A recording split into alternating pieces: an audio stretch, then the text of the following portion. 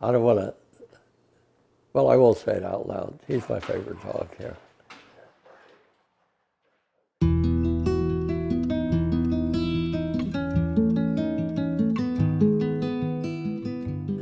Hotshot came to us from a local shelter a little over a year ago.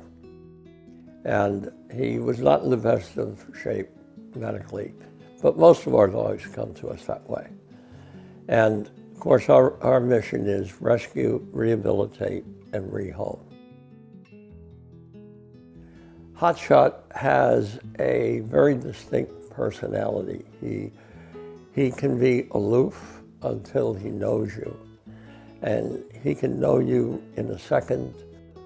Once he knows you, you're part of his family. It's kind of the other way around that we normally see with dogs. Hotshot is strong, he's independent, but he's very loving. He has a kind heart, a very loving spirit, and he can understand emotions.